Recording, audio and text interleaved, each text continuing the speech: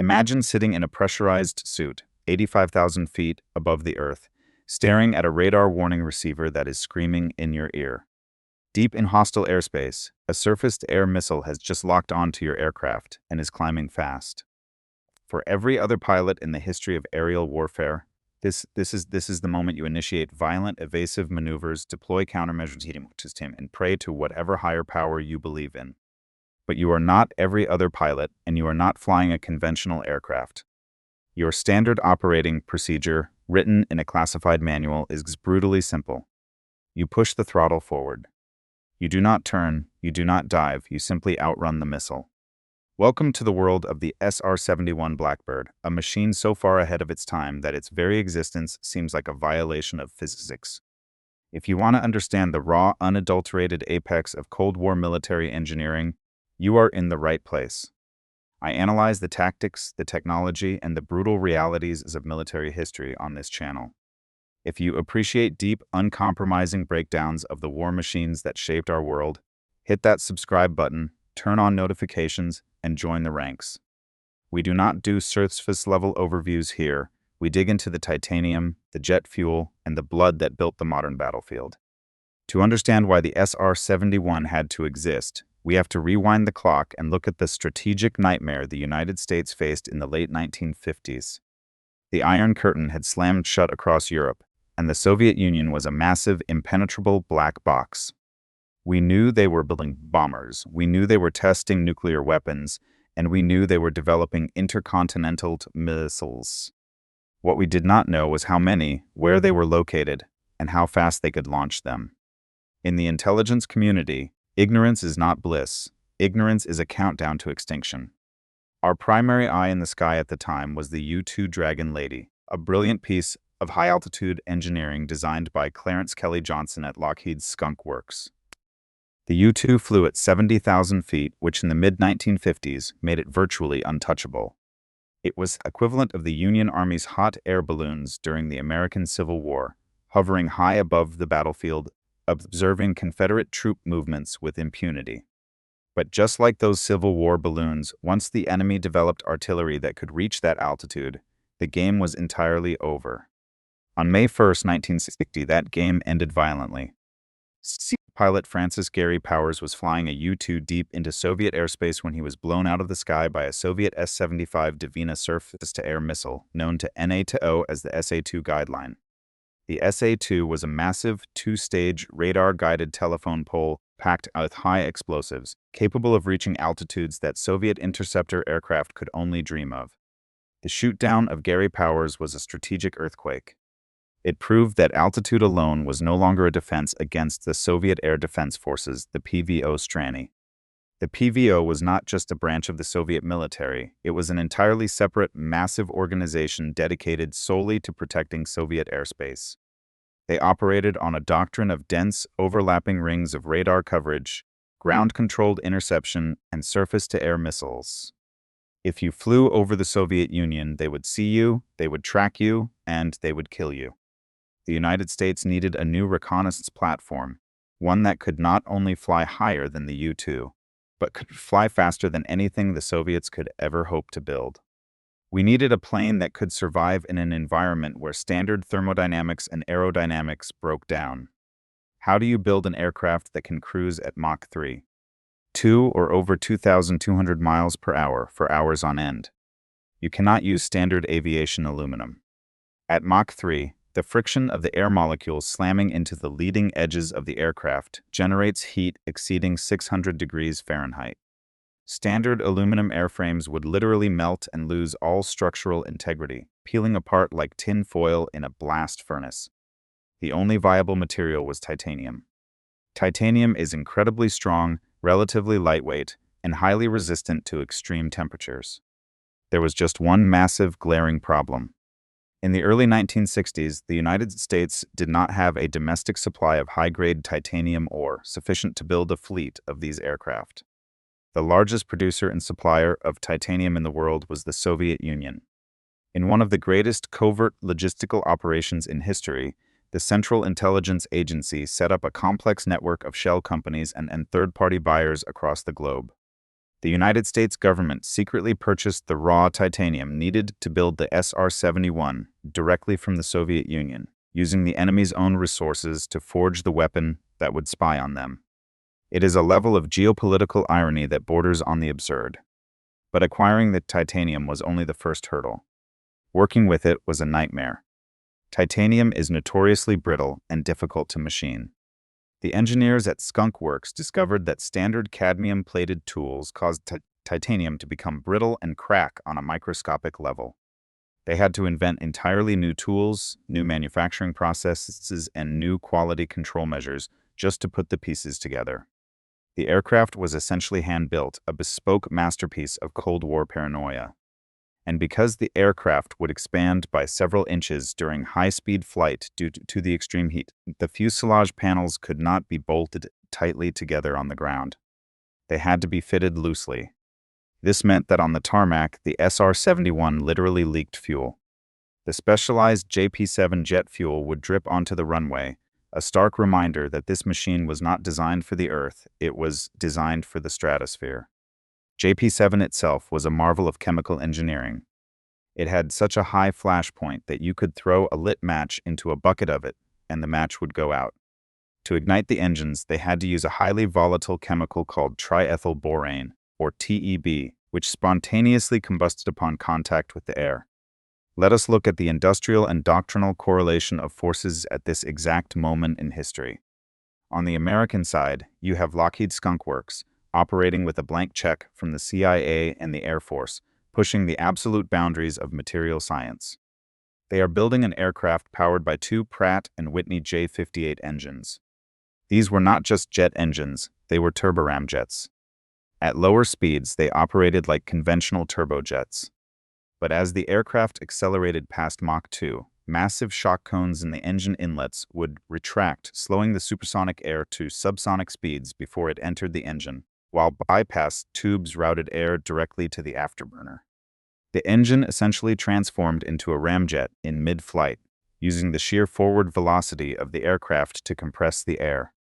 This engineering leap was akin to the development of the first jet engines by the Germans in World War I, a paradigm shift that rendered all previous propulsion theories obsolete.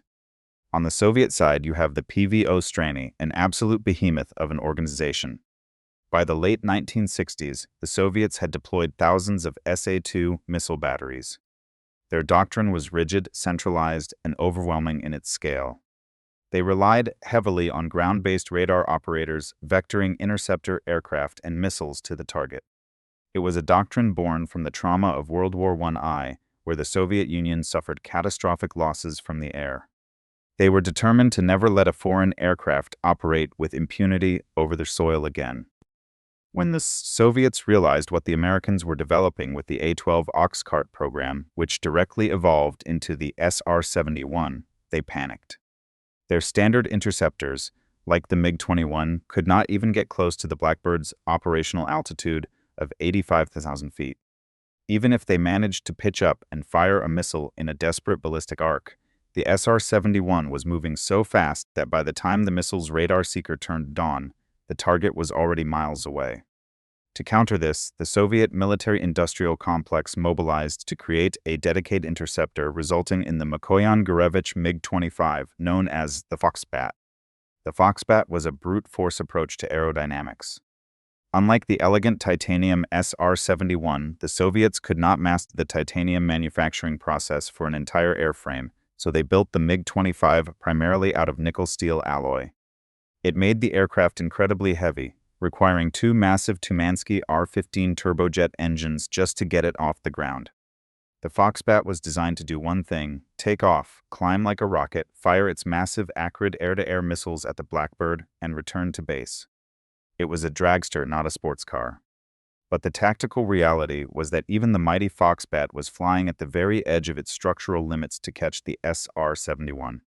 If a Foxbat pilot pushed his engines to Mach 2 to keep up with the Blackbird, those engines would literally destroy themselves, melting from the inside out and requiring complete replacement after the flight. The stage was set for a high-altitude cat-and-mouse game that would define reconnaissance for the next 3 decades. The Americans had built an unstoppable, uncatchable spear, and the Soviets were desperately trying to build a shield thick enough to break it. The sheer logistical footprint required to keep the SR-71 flying was staggering.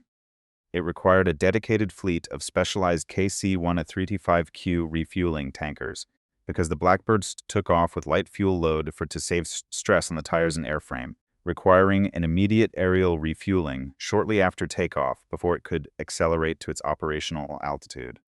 The maintenance crews worked in specialized suits, dealing with toxic chemicals and exotic materials. Every single flight was a massive military operation, coordinated across continents involving hundreds of personnel just to put 2 men in the cockpit over hostile territory.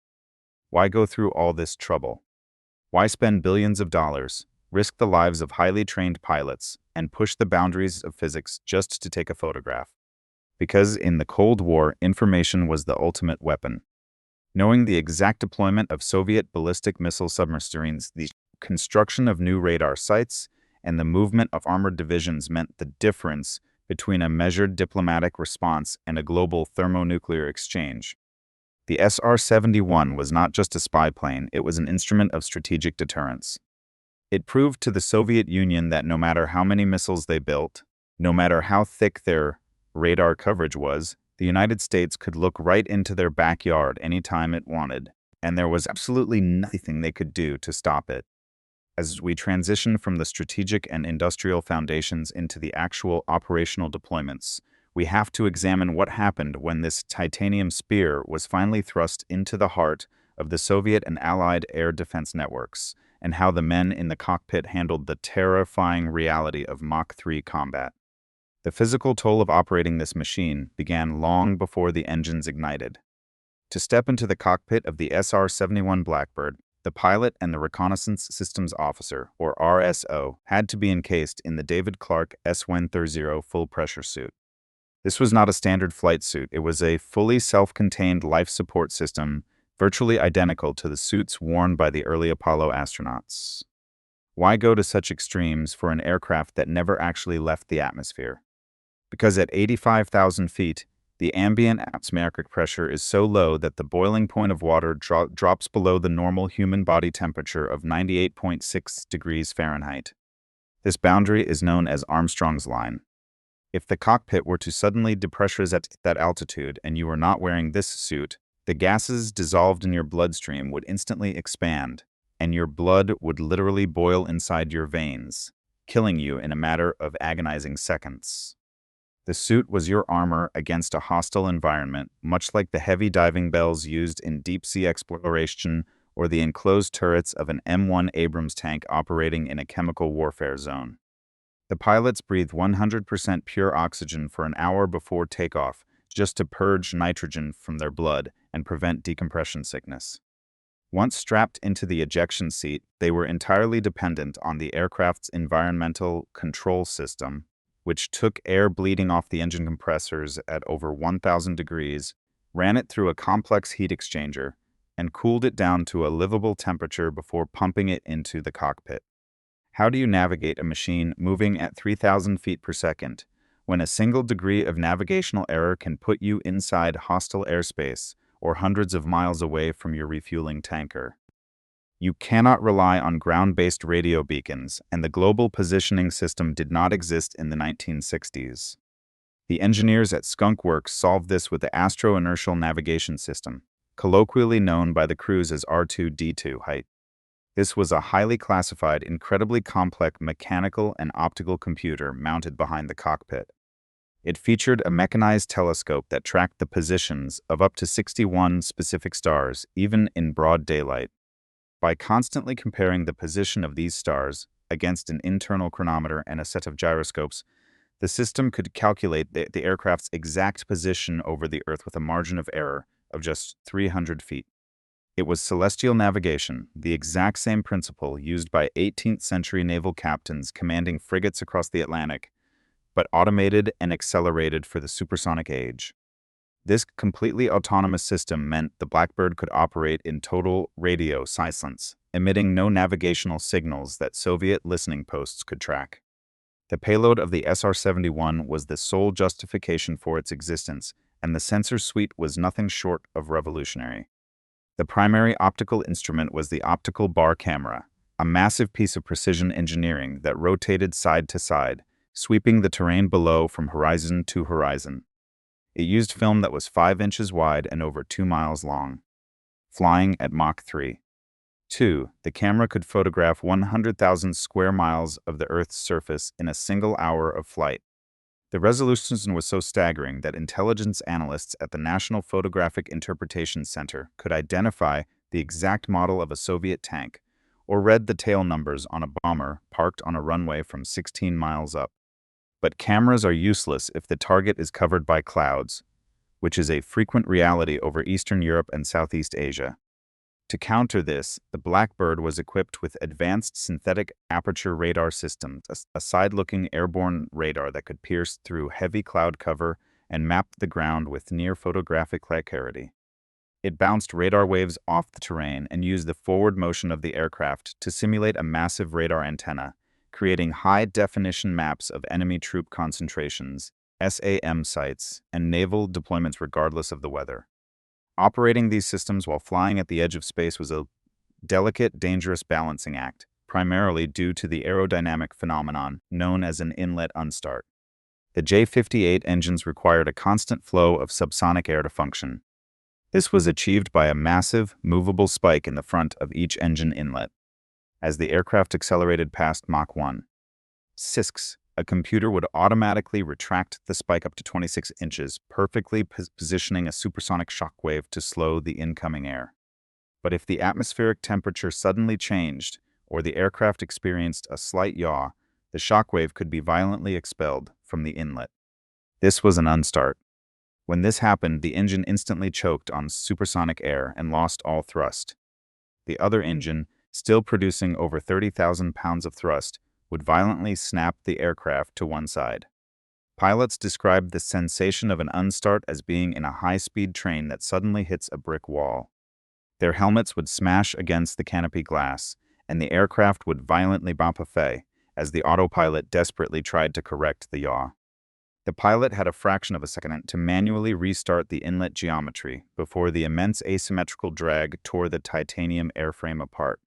This terrifying aerodynamic reality was the daily commute for the crews of Detachment 1, operating out of Kadena Air Base in Okinawa, Japan, during the height of the Vietnam War. The locals called the aircraft the Habu, named after a venomous pit viper native to the island. Beginning in 1968 under Operation Giant Scale, the SR-71 began flying daily reconnaissance sorties over North Vietnam, Laos, and eventually the heavily defended airspace of Hanoi. The North Vietnamese military, heavily supplied and advised by the Soviet Union, possessed one of the most concentrated and lethal integrated air defense networks on the planet. They had hundreds of SA-2 guideline missile batteries, heavily fortified anti-aircraft artillery, and squadrons of MiG-21 interceptors. Flying a conventional aircraft into this meat grinder was a high-risk gamble. But for the Habu, it was a calculated sprint. As the SR-71 crossed into North Vietnamese airspace, the RSO in the backseat would watch the defensive systems display light up. The aircraft was equipped with highly classified electronic countermeasures that could analyze incoming radar signals, jam them, and feed false telemetry back to the enemy radar operators. When a surface-to-air missile was launched, the tactical sequence was a masterclass in kinetic evasion. The SA-2 missile had a top speed of around Mach 3. 5. The Blackbird cruised at Mach 3. 2. If a North Vietnamese SAM battery fired at an SR-71 approaching head-on, the closure rate was over 4,500 miles per hour. The missile's radar proximity fuse simply could not react fast enough to detonate the warhead before the Blackbird had already passed through the blast radius. If the SAM battery waited and fired a trailing shot, attempting to chase the Blackbird, the physics were entirely in the American pilot's favor. The RSO would call out the launch indication. The pilot would not dive, he would not deploy flares, he would simply push the throttles to maximum afterburner. The SA-2, burning through its solid rocket propellant in a matter of seconds, would bleed off kinetic energy as it climbed into the thin air of the stratosphere. The Blackbird, riding its ramjet shockwaves, would simply out-accelerate the dying missile. Over the course of its operational history, over 800 surface-to-air missiles were fired at the SR-71. Not a single one ever found its mark. This dynamic is highly reminiscent of the technological leap seen in World War I when the German Type XXXI U-boat was introduced. It was a submarine designed to outrun the escorting destroyers while submerged, rendering traditional depth-charge tactics completely useless through sheer speed and evasion. The ultimate test of the SR-71's strategic value and logistical complexity occurred in October 1973 during the Yom Kippur War. A coalition of Arab states led by Egypt and Syria launched a massive surprise attack against Israel on the holiest day of the Jewish calendar. The Israeli Defense Forces were caught off guard, and the initial Arab advances were devastating. In Washington, the Nixon administration was flying blind.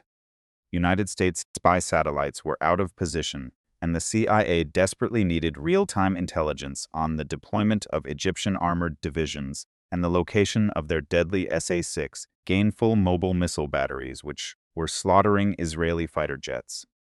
The president authorized Operation Grass Tackle.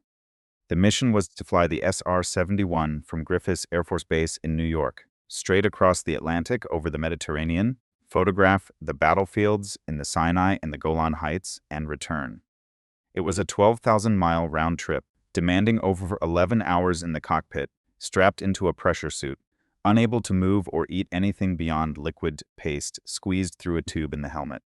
What happens when an aircraft that leaks fuel on the ground and burns through thousands of gallons an hour in the air has to fly across the globe? It requires a logistical ballet of staggering proportions. The SR-71 could not accomplish this mission alone. It required a massive chain of KC-135Q tankers strung across the Atlantic Ocean and the Mediterranean Sea. The Blackbird took off from New York, immediately rendezvoused with a tanker over the Atlantic to fill its massive tanks, and then accelerated to Mach 3. It flew across the ocean in less than 2 hours, decelerated, dropped down to 25,000 feet, and met another set of tankers waiting near the Strait of Gibraltar. This aerial refueling was incredibly dangerous. The SR-71 handled poorly at low speeds, and the pilot had to muscle the heavy titanium dart into position behind the tanker, fighting turbulence and the massive bow wave of air pushed by the KC-135. The boom operator would plug into the receptacle, transferring tens of thousands of pounds of highly volatile JP-7 fuel in a matter of minutes, all conducted in absolute radio silence as to avoid tipping off Soviet naval vessels monitoring the area. Once refueled over the Mediterranean, the Blackbird pitched up, lit the afterburners, and screamed toward the Middle East. As it crossed the Egyptian coastline, the radar warning receivers went completely berserk.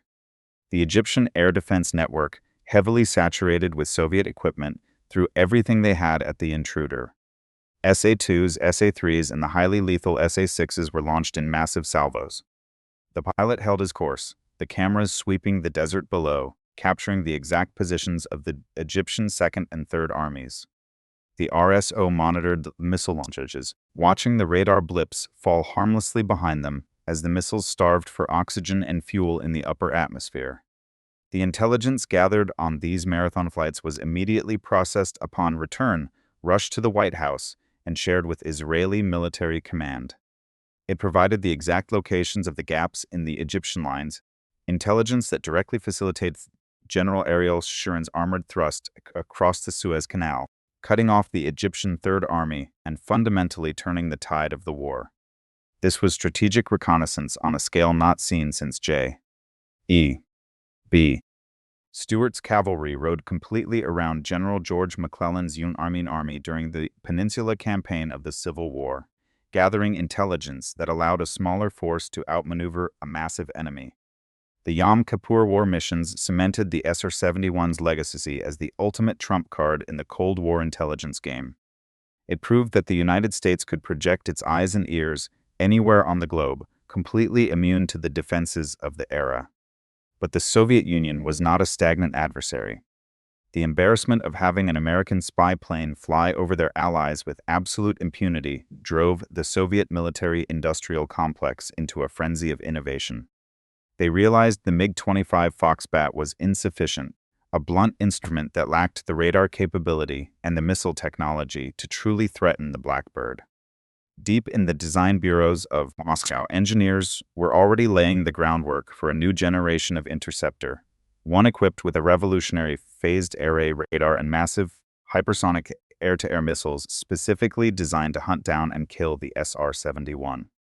The era of total invincibility was facing a rapidly closing window, and the skies over the Barents Sea were about to become the most dangerous hunting ground on Earth. The Soviet response to this era of total vulnerability materialized in the form of the Mikoyan MiG-31, known to NATO as the Foxhound. The Soviets had learned a bitter lesson from the brute force failure of the MiG-25 Foxbat, realizing that simply strapping massive engines to a heavy airframe was not enough to catch the Blackbird. The Foxhound was an entirely different beast, designed not just to fly fast, but to hunt with unprecedented electronic precision. The core of this new threat was the Zaslan radar system, the world's first passive, electronically scanned array radar ever mounted on a fighter aircraft. Unlike traditional mechanical radars that used a spinning dish to sweep the sky, the Zaslan used an array of electronic emitters to steer the radar beam at the speed of light. This meant a single MiG-31 could track up to 10 targets simultaneously and guide missiles to 4 of them, looking up into the stratosphere or down into the ground clutter.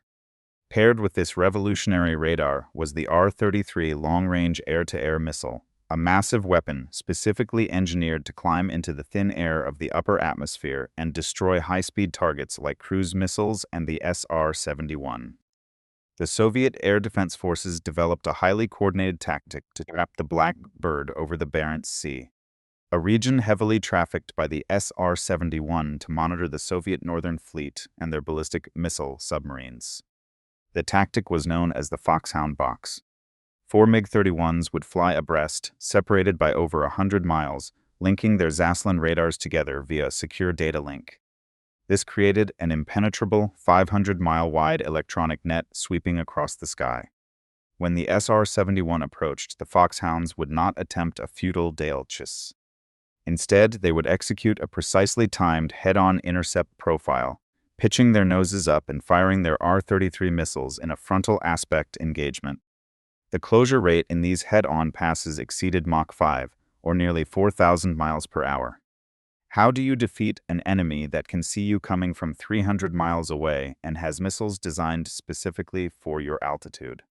You do not outturn them, you do not panic, you maintain the disciplined geometry of your flight path and rely on the absolute limits of enemy missile kinematics. The SR-71 pilots relied on their advanced electronic countermeasures to jam the Zaslan radar just long enough to break the missile lock while maintaining Mach 3. 2. To ensure the R-33 missiles could not maneuver fast enough to correct their intercept trajectories in the incredibly thin air. While the Soviets were desperately trying to box in the Blackbird, it was actually the neutral Swedish Air Force that proved the SR-71 was not entirely invincible. During the 1980s, the SR-71 regularly flew a route known as the Baltic Express, a high-speed dash through a narrow corridor of international airspace over the Baltic Sea. The Swedish military, operating the highly capable Saab JA-37 Viggen interceptor, developed a brilliant ground-controlled intercept tactic. They knew the Blackbird's flight path was relatively predictable due to the geographic constraints of the corridor. Swedish ground controllers would vector a single Viggen to a very specific point in the sky. As the SR-71 approached, the Viggen pilot would light his afterburner, pull into a steep vertical climb, and accelerate to Mach 2, pointing his nose directly into the path of the incoming Mach 3 spy plane. For a fraction of a second, the Viggen's radar would achieve a solid lock on the SR-71. In a wartime scenario, the Swedish pilot would have launched a British-made Skyflash missile head-on. The Swedes successfully executed this simulated kill dozens of times, proving that a perfectly timed, perfectly positioned interceptor could theoretically breach the Blackbird's armor of speed and altitude. This brings us to a fundamental tactical and strategic lesson regarding military technology. The SR-71 represented the absolute pinnacle of using kinetic performance, speed, and altitude as a primary defense mechanism. But technology is a relentless, unforgiving force. The development of phased array radars and advanced surface-to-air missiles, meant that the shield was finally catching up to the spear. We have seen this exact paradigm shift before in American military history. In the early 20th century, the battleship was the undisputed king of the seas, a massive platform relying on heavy steel armor and massive kinetic firepower to survive. But during the battles of Midway and the Coral Sea in World War I, the advent of the aircraft carrier proved that over the horizons, unseen attacks rendered the heavy armor of the battleship completely obsolete. The SR-71 was the ultimate battleship of the skies, but the future of aerial warfare belonged to the submarine concept, the ability to strike without ever being seen. This strategic realization birthed the American stealth program, leading to the F-117 Nighthawk and the B-2 Spirit. The doctrine shifted from outrunning the enemy radar to ensuring the enemy radar never registered your existence in the first place. To fully grasp the reality of the SR-71 program, we must look beyond the cockpit and analyze the staggering logistical and economic foundation required to keep this titanium spear in the air. The maintenance demands were borderline incomprehensible. For every single hour the Blackbird spent in the air, it required over 130 hours of intense, specialized maintenance on the ground. The extreme heat of Mach 3 flight baked the aircraft, degrading wiring, seals, and hydraulic lines at an alarming rate. Consider the landing gear. The tires of the S-71 were manufactured by B.F. Goodrich, and they were infused with aluminum powder to reflect the massive heat radiating from the airframe. They were filled with nitrogen to 415 pounds per square inch to prevent explosive expansion in the stratosphere.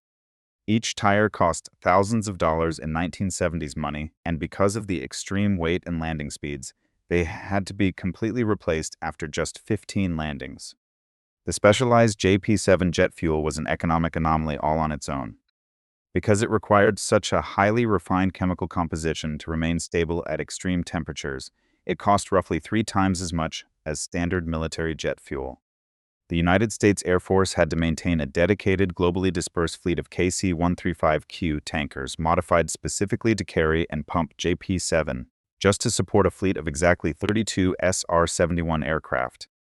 This was not just a reconnaissance program, it was a multi-billion-dollar industrial ecosystem. The ignition system alone was a logistical nightmare. Because JP-7 would not ignite with a standard spark plug, the engines required a chemical called triethylborane, or TEB, which explodes upon contact with oxygen.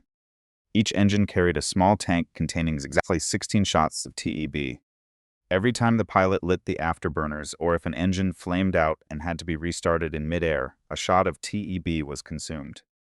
If a pilot experienced multiple unstarts and used up all 16 shots, that engine became a dead weight, and the Mach 3 spy plane instantly became a very heavy, very expensive titanium glider. Yet, despite the astronomical costs and the logistical nightmares, the political and intelligence value of the SR-71 was unmatched. The Blackbird was not just a camera platform, it was a highly visible instrument of geopolitical intimidation. During the Cold War, satellite technology was rapidly advancing, leading many politicians to question why the SR-71 was still necessary. The answer lies in orbital mechanics. Spy satellites operate on predictable paths governed by Kepler's laws of planetary motion. The Soviet Union, and later other adversaries, knew exactly when an American keyhole satellite was going to pass overhead. They would simply roll their mobile intercontinental ballistic missiles back into their garages, cover their new submarine pens with tarps, and wait for the satellite to pass over the horizon. The SR-71, however, was entirely unpredictable. A Blackbird could be launched from a classified location, alter its path mid-mission, and photograph a target from multiple angles with zero warning. Furthermore, the physical presence of the SR-71 was a diplomatic weapon. When the aircraft flew at Mach 3, it dragged a massive, continuous sonic boom across the Earth below it. This double-bang shockwave was a visceral, physical reminder of American air superiority. During the 1980s, when the United States was monitoring the Sandinista government in Nicaragua or keeping tabs on North Korean troop movements, the SR-71 would routinely fly directly over their capital cities. The deafening roar of the sonic boom shattering windows on the ground was a deliberate psychological tactic. It sent a very clear, very aggressive message to the enemy leadership. We are watching you. We just photographed everything you own, and there is absolutely nothing your military can do to stop us. This tactic is the Cold War equivalent of President Theodore Roosevelt dispatching the Great White Fleet to circumnavigate the globe in 1907. It was not an act of war, but rather a massive, highly visible demonstration of logistical reach and absolute technological dominance, designed to force adversaries to respect American interests through sheer intimidation. The eventual retirement of this SR-71 was not brought about by an enemy missile, but by the relentless march of economics and unmanned technology. Following the collapse of Soviet Union in 1991, the massive defense budgets of the Cold War evaporated. Politicians in Washington looked at the hundreds of millions of dollars required to maintain the Blackbird fleet and decided the cost was no longer justifiable in a world without a superpower adversary. The aircraft was officially retired in 1990, briefly reactivated in 1995 due to intelligence gaps in the Middle East and North Korea, and finally permanently grounded in 1999. The mission of the Blackbird was handed over to a combination of increasingly sophisticated spy satellites and a new generation of high-altitude unmanned aerial vehicles, like the RQ-4 Global Hawk. Drones could loiter over a target for 24 hours at a time, did not put a human pilot at risk, and cost a fraction of the price to operate. The era of the manned, high-speed strategic reconnaissance aircraft had come to an end. But the legacy of the SR-71 remains absolutely untouchable. On its final operational flight in 1990, piloted by Ed Yielding and J.T. Vita, the Blackbird flew from Los Angeles to Washington, D.C. in 64 minutes, setting 4 world speed records in a single morning.